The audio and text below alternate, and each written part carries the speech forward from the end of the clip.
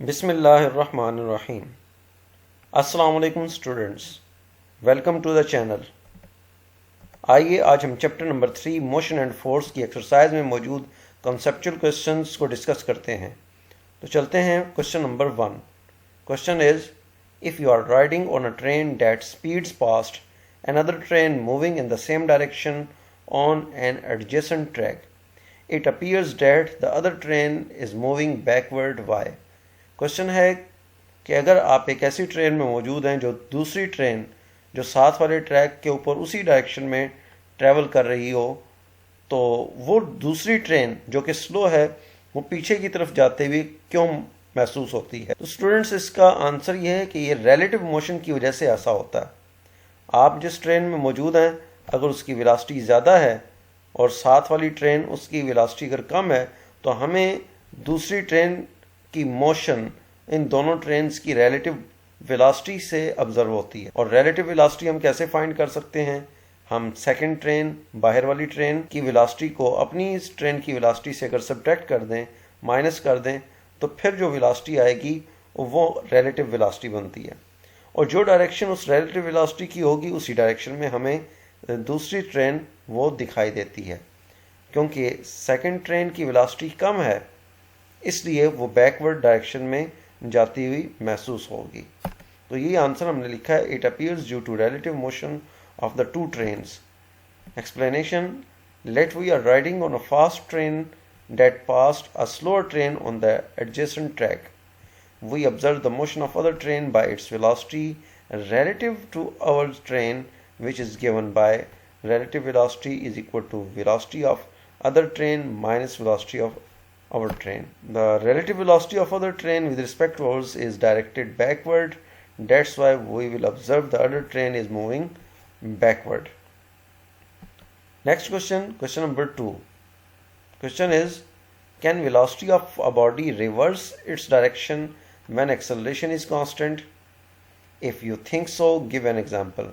Question है कि क्या एक बॉडी की वेलोसिटी उसकी डायरेक्शन रिवर्स हो सकती है अगर एक्सेलरेशन की वैल्यू कांस्टेंट हो। एक्सेलरेशन कांस्टेंट होते हुए भी क्या किसी बॉडी की वेलोसिटी की डायरेक्शन रिवर्स हो सकती है, हमने ये बताना है। और अगर ऐसा है तो इसकी एग्जांपल भी देनी है। तो इसका आंसर यस में है। अगर हम एक ऑब्जेक्ट को, एक बॉल को अपवर्ड थ्रो करते हैं, तो पहले वो अपवर्ड जा रहा होता है, उसकी वेलोसिटी की डायरेक्शन अपवर्ड है, लेकिन जैसे जैसे वो अपवर्ड जाएगा उसकी वेलोसिटी डिक्रीज होगी और टॉप पे जाके उसकी वेलोसिटी ज़ीरो हो जाएगी। फिर वो नीचे की तरफ आएगा। अब इसकी वेलोसिटी ने अपनी डायरेक्शन को रिवर्स कर लिया, पहले अपवर्ड थी अब डाउनवर्ड है, लेकिन इसकी सारी मोशन के दौरान एक्सेलरेशन की वैल्यू कांस्टेंट है और वो acceleration due to gravity G के इक्वल है। तो ये आंसर हमने लिखा है, yes, when a body is thrown vertically upward it reverses its velocity at the highest point under the constant acceleration due to gravity. During upward motion, velocity decreases and becomes zero for a moment at the highest point. Then object falls downward and its velocity increases.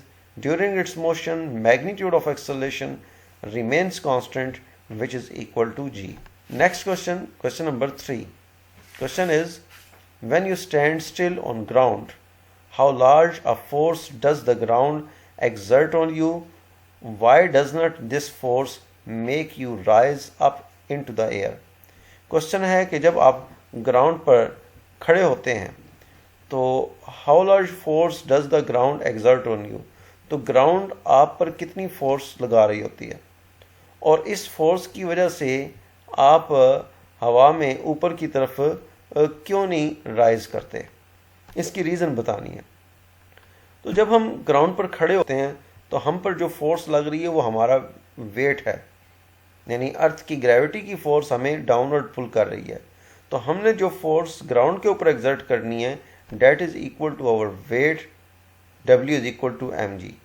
तो Newton's third law कहता है कि action और reaction वो magnitude में equal होते हैं लेकिन डायरेक्शन में अपोजिट होते हैं। तो जितनी फोर्स हमने ग्राउंड पर लगाई है, ग्राउंड के रिएक्शन की फोर्स वो भी हम पर उतनी ही लग रही होगी, बस उसकी डायरेक्शन अपवर्ड होगी। तो अब इसकी वजह से हम हवा में क्यों नहीं उड़ रहे होते, ये हमें हवा में उछाल क्यों नहीं देती ये ग्राउंड की रिएक्शन की फोर्स, क्योंकि ये उतनी ही है जितनी कि हम लगा रहे हैं। दोनों फोर्सेस आपस में बैलेंस हो जाती हैं। तो यही आंसर इसमें लिखा है, while standing on ground we exert a downward force on ground equal to our weight W is equal to mg. According to Newton's third law, ground also exerts reaction force which is equal in magnitude but opposite in direction, that is vertically upward. But the reaction force of ground does not make us to rise in air because it is balanced by weight. Next question, question number 4. Question is, a man standing on the top of a tower throws a ball vertically up with certain velocity. He also throws another ball vertically down with the same speed, neglecting the air resistance. Which ball will hit the ground with higher speed? Question है कि एक man वो किसी tower के top के ऊपर मौजूद है और वो 2 बॉल थ्रो करता है। एक बॉल को वर्टिकली अपवर्ड थ्रो करता है, से उसकी वेलोसिटी है vi। अब कहते हैं कि एक और बॉल वो थ्रो करेगा downward with the same speed, speed उसकी उतनी ही है जितनी के जिस वेलोसिटी के साथ उसने पहला बॉल अपवर्ड थ्रो किया है, उतनी ही स्पीड के साथ उसने दूसरा बॉल वो डाउनवर्ड थ्रो किया है। कहते हैं कि जब दोनों ग्राउंड पर पहुंचेंगे, अगर एयर रेजिस्टेंस को निगलेक्ट कर दें तो किसकी स्पीड ज़्यादा होगी? Which ball will hit the ground with higher speed? तो स्टूडेंट्स इसका आंसर ये है कि दोनों बॉल सेम स्पीड के साथ ग्राउंड तक पहुंचेंगे। उसकी रीज़न क्या है? जब जो बॉल आपने अपवर्ड थ्रो किया है वो टॉप तक पहुंचेगा और फिर वापस जब नीचे आएगा तो उसी लेवल तक पहुंचते हुए जहां से बॉल फेंका गया था, तो इसके डाउनवर्ड स्पीड की वैल्यू वही होगी जिस स्पीड के साथ आपने ये बॉल अपवर्ड थ्रो किया था। तो एक बॉल वो जिसे हमने डाउनवर्ड थ्रो किया है और एक जिसको अपवर्ड थ्रो किया है, जब वो सेम लेवल पे पहुंचते हैं तो सेम लेवल पे पहुंच के डाउनवर्ड डायरेक्शन में उनकी वेलोसिटी की वैल्यू सेम है। तो ग्राउंड पर पहुंचते हुए भी उनकी स्पीड सेम होगी क्योंकि दोनों के लिए एक्सेलरेशन सेम है, एक्सेलरेशन ड्यू टू ग्रेविटी के इक्वल है। और यही आंसर हमने लिखा है, both the ball will hit the ground with same speed but at different time. The ball which is thrown vertically upward with velocity vi will have the same velocity when it reaches back to the top of tower. Thus the two balls have the same velocity vi at the top of tower during downward motion. Since acceleration due to gravity is constant, so the two balls will hit ground with the same final velocity. Next question is question number 5. The cricket coach explains that the follow through with the shot will make the ball travel greater distance. Explain the reasoning in terms of impulse momentum theorem. Question है कि एक cricket coach वो ये बताता है कि एक shot को फॉलो थ्रू करने से बॉल ज़्यादा दूर तक जाके गिरेगी, वो ज़्यादा डिस्टेंस ट्रेवल करेगी। और हमें कहा गया कि इसको इम्पल्स मोमेंटम थ्योरम की मदद से एक्सप्लेन करें। Students, follow through with the shot, इसका मतलब ये है कि बैट को पूरा घुमाया जाए। यानी ऐसा नहीं है कि जब आप बॉल को हिट कर रहे हैं, जैसे ही बैट बॉल को हिट करे तो आप बैट को पीछे ना कर लें, बल्कि बैट को उसी डायरेक्शन में मूव करते चले जाएं। इसको follow through with the shot कहा जाएगा। इसका फ़ायदा क्या होगा? इम्पल्स मोमेंटम थ्योरम के मुताबिक हम जानते हैं कि impulse is equal to change in momentum, और इम्पल्स होती है product of force into time. ये वो टाइम जिसके दौरान फोर्स एक्ट कर रही है। तो फॉलो थ्रू करने की वजह से डेल्टा टी की वैल्यू, वो टाइम जिसके लिए बैट बॉल को टच कर रहा है, इन कांटेक्ट हैं दोनों, वो टाइम बढ़ जाएगा। टाइम की वैल्यू इंक्रीज होने से इम्पल्स की वैल्यू इंक्रीज हो जाएगी, जिसकी वजह से बॉल के मोमेंटम में जो चेंज है वो भी ज़्यादा होगा और ज़्यादा मोमेंटम चेंज होने की वजह से वो ज़्यादा दूर जाके गिरेगा। तो ये आंसर लिखा है, follow through with the shot makes the contact of bat with ball for a longer time interval. That's why increasing the impact time will increase impulse, and therefore greater momentum is imparted to the ball, due to which it travels greater distance. यहाँ ये भी बताया गया कि follow through means not pulling bat after shot but keep its flow after bat hits with the ball. Next question, question number 6. Question is, when you release an inflated but an untied balloon, why does it fly across the room? Question है कि जब आप एक inflated balloon को release करते हैं जो कि अनटाइड है, यानी उसको बांधा हुआ नहीं है, तो वो रूम में इधर उधर क्यों मूव करता है? रूम के क्रॉस मूव करने की उसकी वजह बताएं। तो स्टूडेंट्स, जब आप एक इन्फ्लेटेड बैलून को रिलीज करेंगे, छोड़ देंगे, तो एयर उसमें से रश करते हुए बाहर की तरफ आएगी। अब बाहर निकलती हवा का मोमेंटम है, वो मोमेंटम कैरी करती है, तो जितना मोमेंटम उस एयर का है उतना ही momentum law of conservation of momentum के मुताबिक बैलून भी गेन करेगा उसके अपोजिट डायरेक्शन में। तो इस तरह बैलून के ऊपर जो फोर्स एक्ट करेगी न्यूटन्स थर्ड लॉ के मुताबिक, उसकी वजह से ये रूम के अक्रॉस मूव करता है। तो दो रीज़न है, एक तो law of conservation of momentum और दूसरा न्यूटन्स थर्ड लॉ। यही आंसर हमने लिखा है, it flies across the room in accordance with law of conservation of linear momentum and Newton's third law.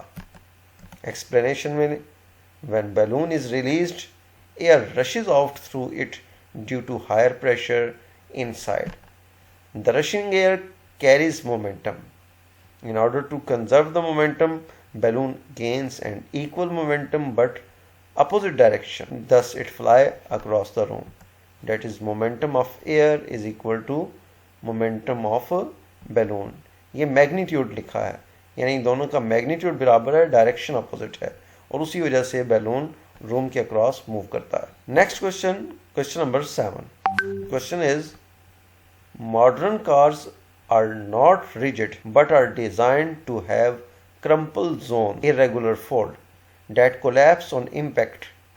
What is the advantage of this new design? Question है कि modern cars rigid नहीं होती, वो इतनी hard नहीं होती, लेकिन उनमें क्रम्पल जोन्स होते हैं, यानी ऐसी इरेगुलर फोल्ड्स हैं जिनके ऊपर कोई फोर्स, कोई इम्पैक्ट लगे तो वो कोलैप्स हो जाती हैं। कहते हैं कि इस न्यू डिज़ाइन का क्या एडवांटेज है, इसका फ़ायदा क्या है? तो स्टूडेंट्स, क्रम्पल जोन्स जैसा कि क्वेश्चन में भी बताया गया इरेगुलर फोल्ड्स हैं, जैसा कि बम्पर होता है और बम्पर के अलावा कार की बॉडी में फ्रंट पे भी और बैक साइड पे भी ऐसे जोन्स मौजूद हैं कि जिन पर फोर्स लगेगी तो उस फोर्स की वजह से वो कोलैप्स हो जाएंगे और उनकी शेप चेंज हो जाएगी। मॉडर्न कार्स की जो बॉडी है वो इतनी ज़्यादा रिजिड नहीं होती, अगर आप उसको पंच करते हैं तो वो पंच होने की वजह से कोलैप्स हो जाती है। अब इसका फ़ायदा क्या है इस न्यू डिज़ाइन का? इस न्यू डिज़ाइन के मुख्तलिफ फ़वाइद हो सकते हैं, क्योंकि कार को रिजिड नहीं बनाया जाता, लाइट वेट मटीरियल से बनाया जाता है, इससे उसका वेट कम होगा और फ्यूल की भी बचत होगी और वो ज़्यादा स्पीड गेन कर सकती है। लेकिन यहाँ क्रम्पल जोन पर यह कहा गया कि अगर उस पर कोई फोर्स लगे तो वो कोलैप्स हो जाती हैं। इसका क्या फ़ायदा है? क्रम्पल जोन जब इन पर फोर्स लगेगी, फॉर एग्जांपल खुदा न खास्ता गाड़ी एक्सीडेंट होता है और ये कहीं से टकरा जाती है, तो उस फोर्स की वजह से ये क्रम्पल जोन कोलैप्स होंगे और इनके कोलैप्स होते हुए कोलिजन का जो टाइम है वो बढ़ जाता है, और कोलिजन टाइम बढ़ने की वजह से इस पर जो फोर्स लगेगी वो पहले से कम हो जाती है, क्योंकि हम न्यूटन सेकंड लॉ के मुताबिक जानते हैं कि फोर्स का formula F is equal to delta P by delta T है, यानी force is equal to rate of change of momentum. तो क्रम्पल जोन्स जब कोलैप्स होंगे तो कोलैप्स होने के दौरान डेल्टा T यानी टाइम ऑफ इम्पैक्ट जो है वो इंक्रीज हो जाएगा। तो डेल्टा T की वैल्यू जितनी ज़्यादा होगी उस पर फोर्स लगने वाली फोर्स की वैल्यू कम हो जाती है। तो ये लिखा है, crumple zones are designed to absorb major portion of impact and reduce the force felt by passengers. During the impact, crumple zone will collapse that will increase cooling time delta T and will reduce the impact force F. If crumple zones are made from lightweight material, it will lead to absorption of energy as well as make the car weigh less. Next question, question number 8. Question is, why we can hit a long sixer in a cricket match rather than if we toss a ball for ourselves. Question है कि एक cricket match के दौरान हम बहुत लंबा छक्का लगा सकते हैं, लेकिन अगर एक बॉल को हम खुद ही हवा में उछाल कर हिट लगाते हैं तो वो इतनी ज़्यादा दूर नहीं जाती।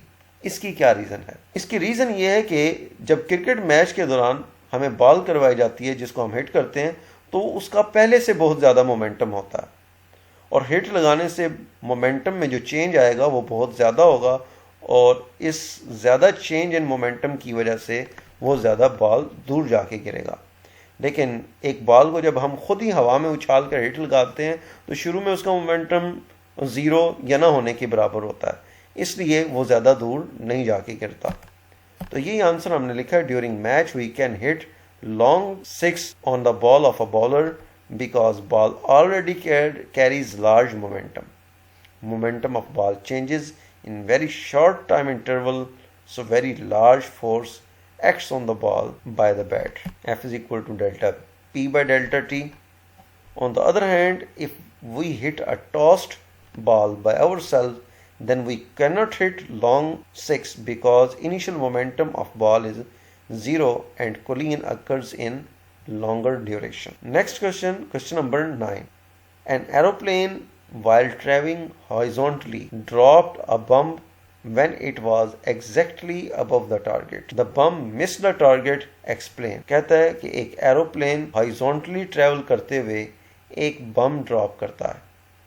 ये उस वक्त बम ड्रॉप करता है वो जब टारगेट के एग्जैक्टली अबव था, डायरेक्टली उसके ऊपर होता है, लेकिन बम टारगेट को मिस कर जाता है। उसकी वजह बताएं। आप फिगर में देख सकते हैं कि अब एरोप्लेन टारगेट के एग्जैक्टली वर्टिकली अबव है। अब अगर ये बम ड्रॉप किया जाता है तो बम की भी वही वेलोसिटी होगी जो कि वेलोसिटी उस एरोप्लेन की है, और एरोप्लेन की वेलोसिटी क्योंकि हॉरिजॉन्टल डायरेक्शन में तो लिहाजा इनर्शिया की वजह से और उस बम की वेलोसिटी के हॉरिजॉन्टल कंपोनेंट की वजह से वो सीधा नीचे नहीं गिरेगा बल्कि वो आगे की तरफ जाके गिरेगा और इसकी मोशन एक प्रोजेक्टाइल मोशन की सी होगी।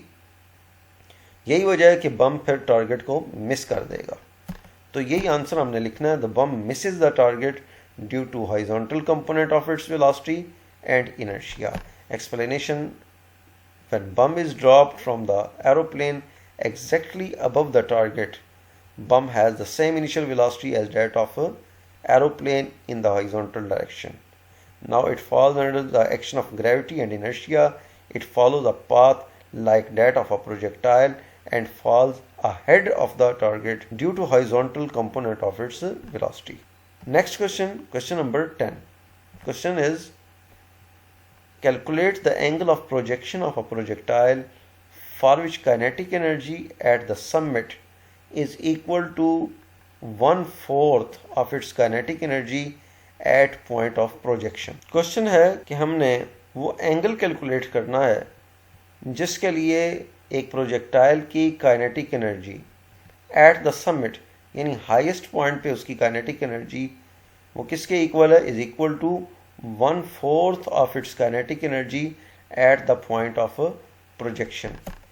पॉइंट ऑफ प्रोजेक्शन यानी इनिशियल पॉइंट जहाँ से उस प्रोजेक्टाइल को लॉन्च किया गया, और समिट पॉइंट वो पॉइंट जो कि हाईएस्ट पॉइंट होता है, जैसे कि इस फिगर में ये पॉइंट P दिखाई दे रहा है। ये कहा गया है कि समिट पॉइंट पे इस प्रोजेक्टाइल की काइनेटिक एनर्जी वो पॉइंट ऑफ प्रोजेक्शन पर जो इसकी काइनेटिक एनर्जी है उसका 1/4 है, उसका 4th पार्ट। तो फिर हमने एंगल ऑफ प्रोजेक्शन बताना है कि वो क्या होगा। कंसिडर कर लें कि हमने उस प्रोजेक्टाइल को हॉरिजॉन्टल के साथ एंगल थीटा बनाते हुए प्रोजेक्ट किया है और इसकी इनिशियल वेलोसिटी है v0। हॉरिजॉन्टल के साथ इसका एंगल थीटा है। अब इसकी वेलोसिटी को दो कंपोनेंट्स में, रेक्टेंगुलर कंपोनेंट्स में रिजॉल्व किया जा सकता है।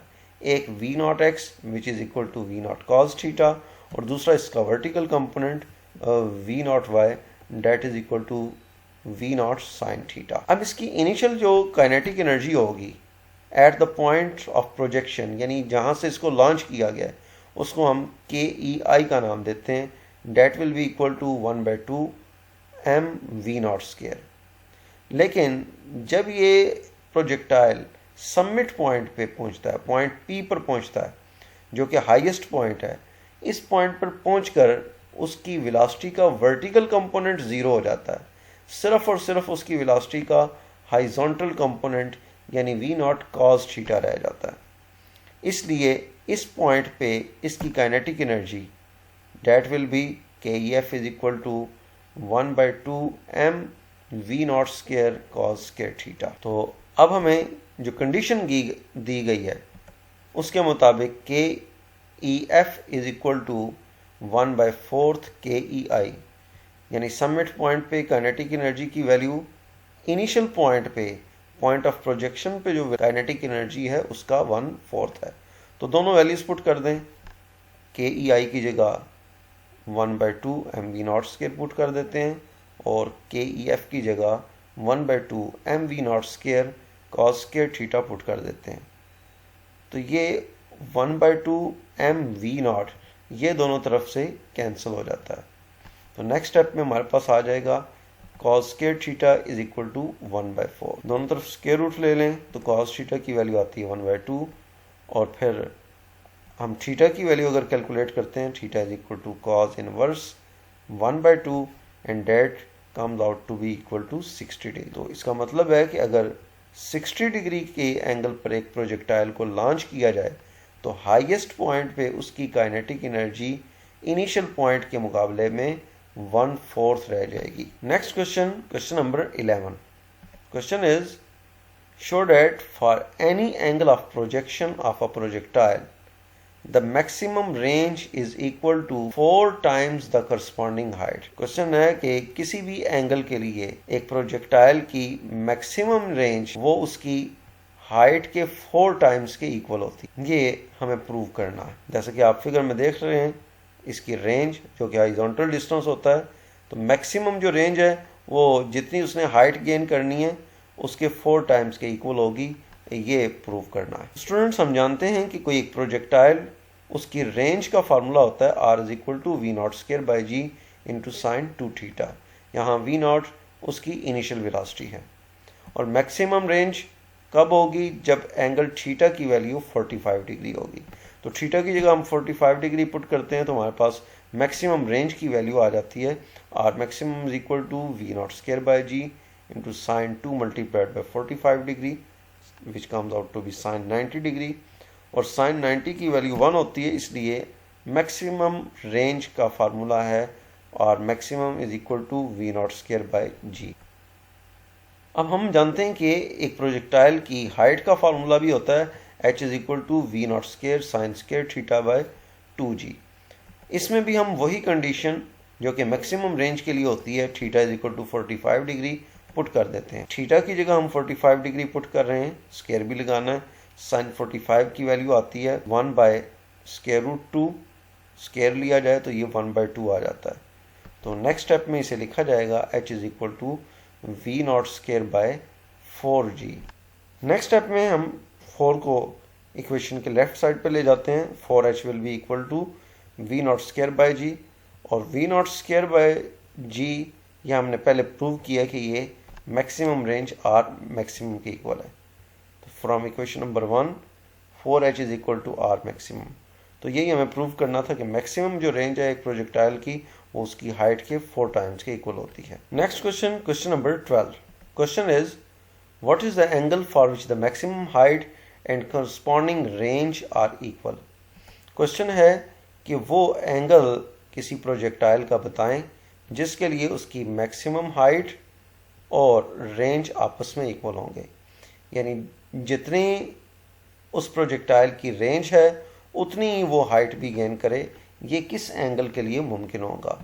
तो स्टूडेंट, हम जानते हैं कि एक प्रोजेक्टाइल की हाइट का formula V not square sine square theta by 2g और इसकी रेंज का फार्मूला है R is equal to V not square by G into sine 2 theta.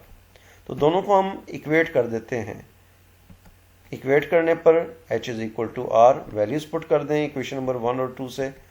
We naught square sine square theta by 2g equal to V naught square by G into sine 2 theta. इसमें V naught square ये भी दोनों तरफ से cancel हो जाता है और जी ये भी कैंसिल हो जाएगा, तो बाकी हमारे पास बच जाता है sine square theta by 2 is equal to sine 2 theta.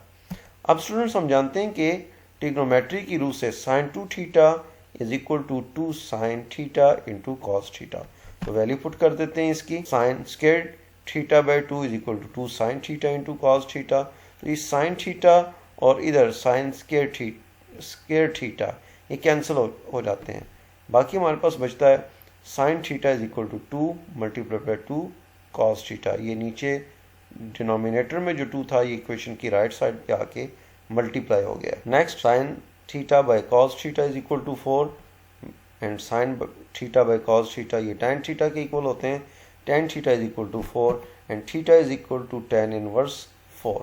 Calculator से सॉल्व करने पर इसकी वैल्यू आती है 76 डिग्री। 76 डिग्री ये वो एंगल है जिस पर अगर किसी प्रोजेक्टाइल को लॉन्च किया जाए तो उसकी हाइट और रेंज वो आपस में इक्वल होंगी।